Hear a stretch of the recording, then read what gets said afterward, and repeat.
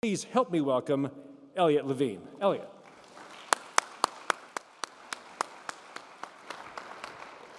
Thank you.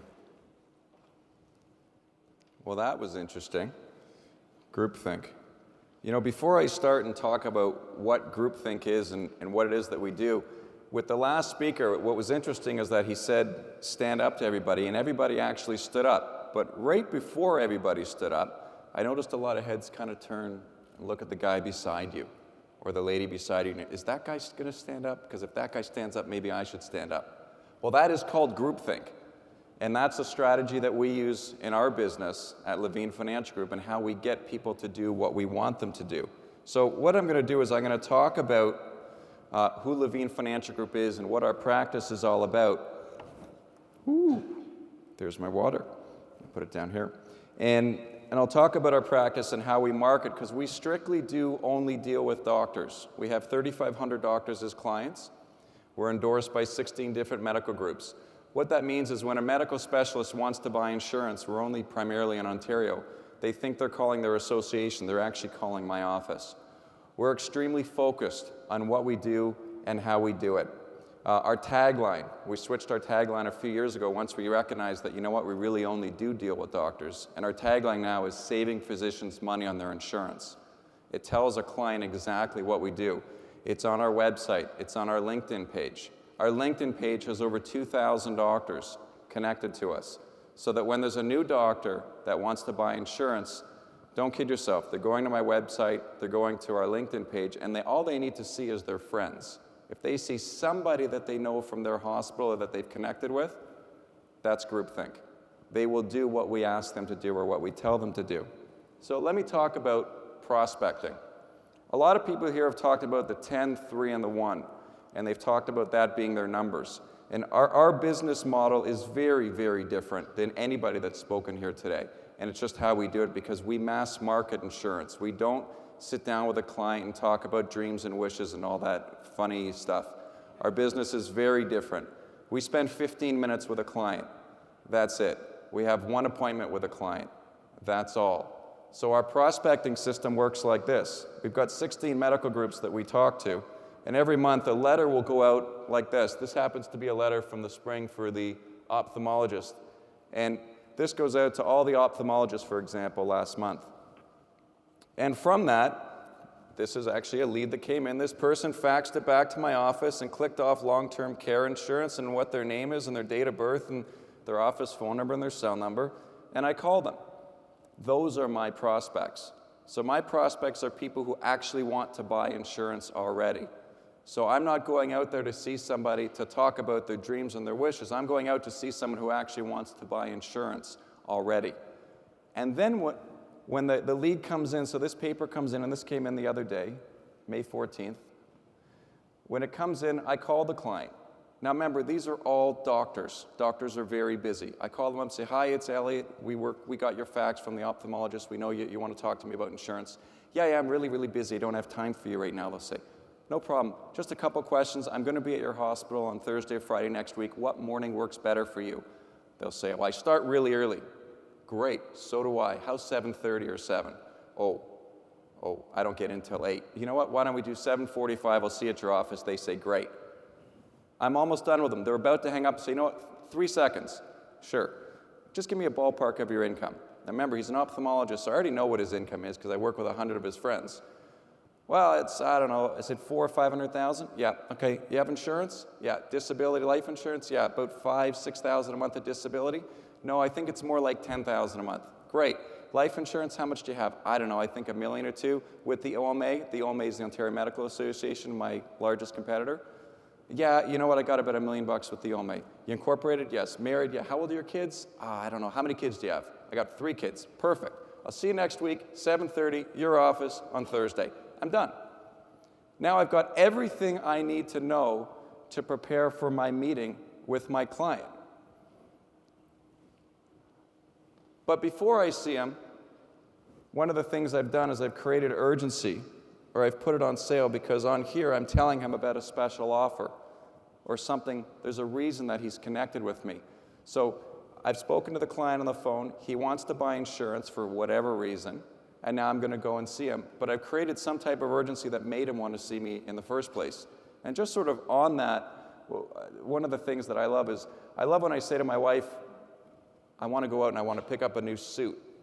And she'll say, okay, go to the store and pick up a new suit. Now, how many people here have gone and picked up a suit and walked out with a shirt and a tie and shoes also? Right? Show of hands. Come on. Right? Lots of people. Because you walk in and something's on sale. That's also something that we do in our practice, is we've created urgency around a topic, but we'll end up selling a whole bunch of other things. So now I'm going to go and see the client. But I want to create credibility around me. So my credibility comes in a couple of different ways. First off, he's contacted me because I'm approved by his association. So I've got some credibility. Second off, he's gone to my website. For sure, in today's world, everybody's going to your website and your LinkedIn page. They want to know everything possible about you before they see you. So they've gone to my website, they've gone to my LinkedIn page, they know what we do. Now I go and meet the client, and the first thing I do, hi, how are you? I shake his hand, and I give him my business card and my pen. But I give it to him backwards. On the back of my business card, it says Savings Physicians Money on Their Insurance. That's the first thing he gets from me, and it's backwards. So he looks at it, and he's for sure read it, or subconsciously read it, and then he turns it around, and he puts it in his pocket, and he says, thanks for the pen. It's a really nice pen. But I've got the message across already. I'm going to save him money on his insurance today. What I'm getting at is everything that we do is a process. Everything we do, from my phone call, when I speak to the client, to when I see the client, to when I walk in, everything is part of a process. And my process starts first thing in the morning. It starts before the appointment. And I'll get into the appointment in a minute. Database. We've spent the better part of 20 years building a killer database. Our business is all run on technology. It's me and 3 staff, and one hell of a database. Our database is every medical doctor, because that's all we deal with in the province of Ontario. We've got their name, their address, their phone number, email, their date of birth, when they graduated, and we know exactly where they work. So when this client sends back his fax and he wants insurance, I already know everything about him before I call him, and I know who he works with or who's in his medical group, because I know where he works. So I have to have a killer database in order to do my job. And then I call them and I get their income, their debt, their insurance, what they've got, and I know everything about them so I can go in and see them. So now I want to prepare for my meeting. So now the client's connected with me, I've got my appointment, I got to prepare for this meeting. So how am I going to do this? I've never met the guy. I know he only wants me for 15 minutes because he doesn't really have time to see me. So I got to prepare for it. So I call this boiling the ocean.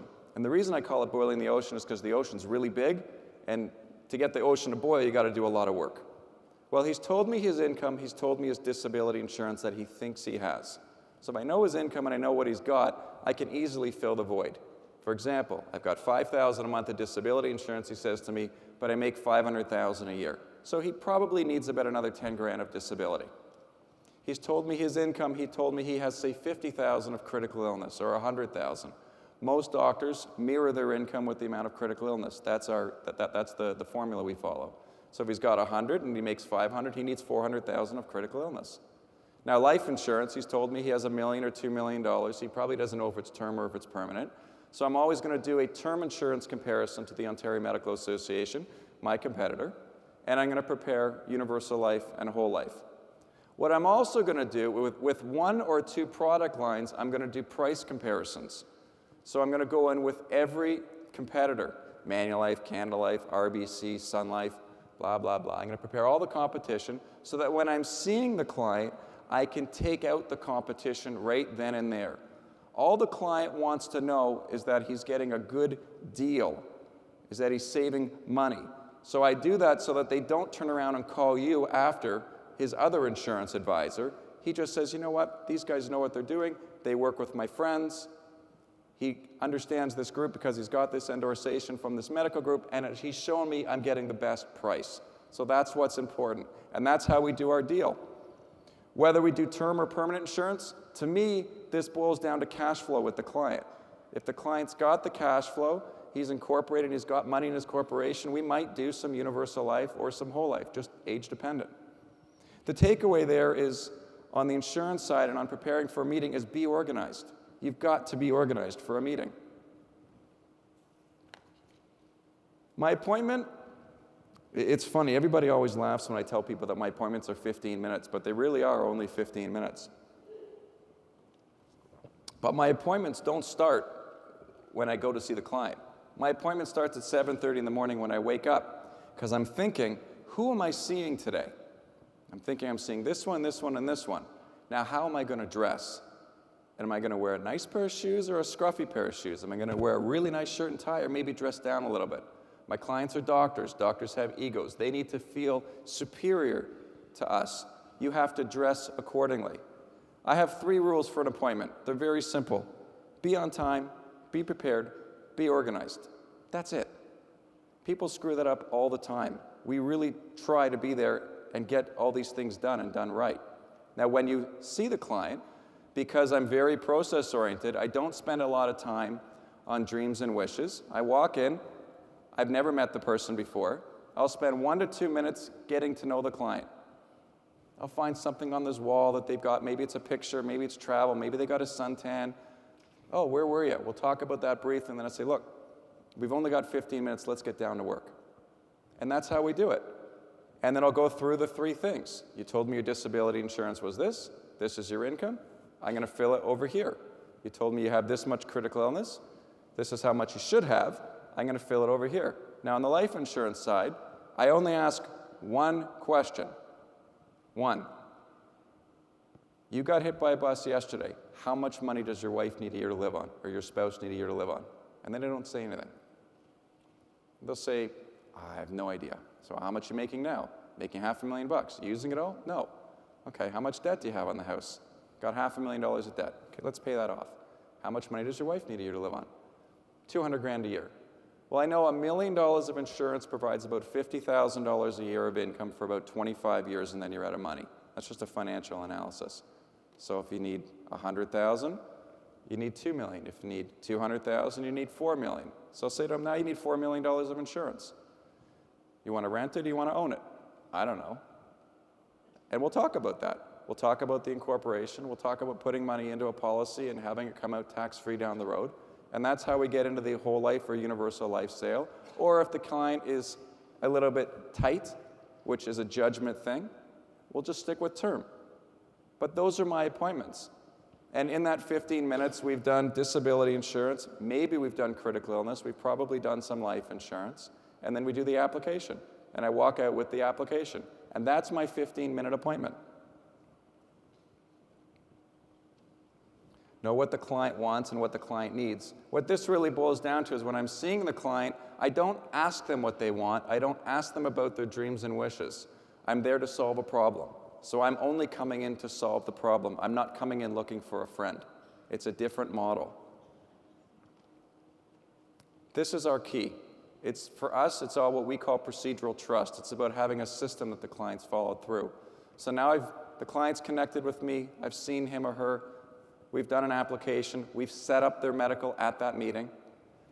2 or 3 days later, they get an introduction letter to our firm telling them what our firm is all about. A day or 2 after that, they get an entire comprehensive financial report that has everything that they told me. Income, net worth, investments, assets, current insurance, what we recommended, how the policies work, what they're all about. An entire financial analysis, which is really just a template that we customize for each client. And we can fire these things off in about 15 minutes. But the client loves it because it's told him everything he or she needs, including how to update their powers of attorney, their wills, and their corporate data. So that's how our practice works. It's all part of a process.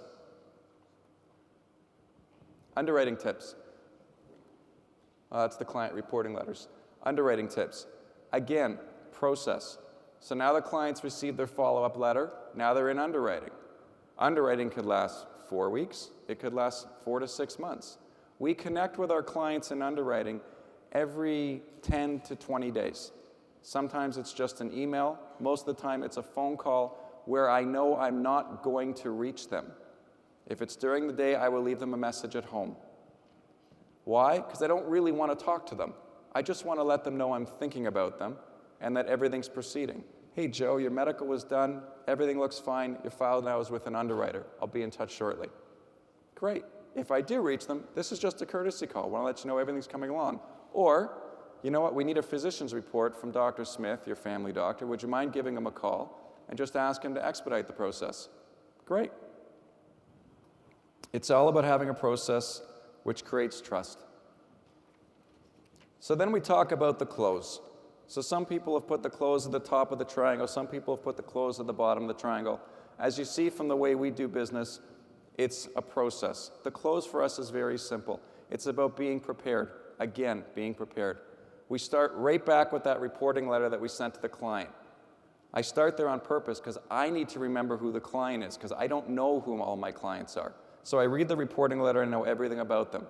I go through the client's application so I know their medical history so that if they got rated or if they got an exclusion, I can look to them and say, look, you are diabetic, you're overweight, you got blood pressure problems. This is not a surprise. And then I talk to the client and say, look, this is what we talked about. We've been in touch with them from the start. We talked about underwriting. We went through the underwriting process with them. Here's your policy. Sign here. Do you want to pay for it corporately or personally? And here are the pros and cons. And that's our close. My key takeaways?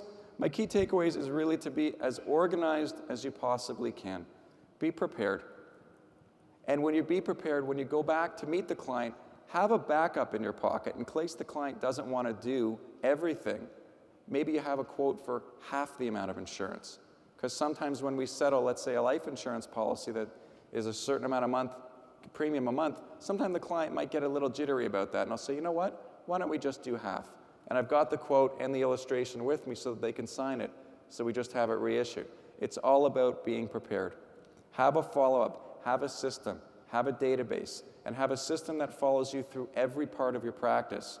From when you meet the client, to how you get your prospects, to how you underwrite the client, to how you follow up. Thank you for having me. I'm all good.